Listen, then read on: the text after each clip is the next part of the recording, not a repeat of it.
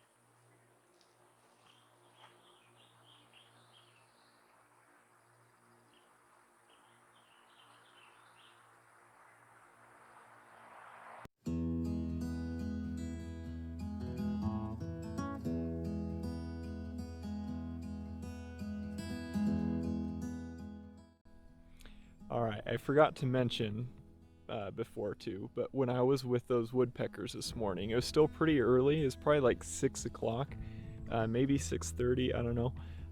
I heard some northern pygmy owls calling. It was pretty cool. I haven't really heard them this time of year. It's pretty late, so it's not a courtship call back and forth. I'm not sure what they were calling for. But yeah, I heard them. I wasn't able to go look for them just because I was with the woodpeckers. I was focused there. I didn't want to leave and scare them off and everything. So yeah, I wasn't able to look for the owls, and they stopped calling now.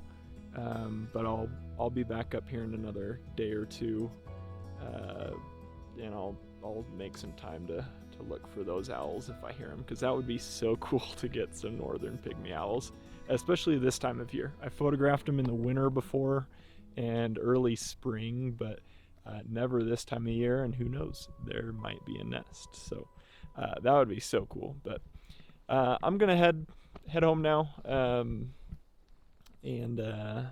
yeah, we'll catch you later. See you.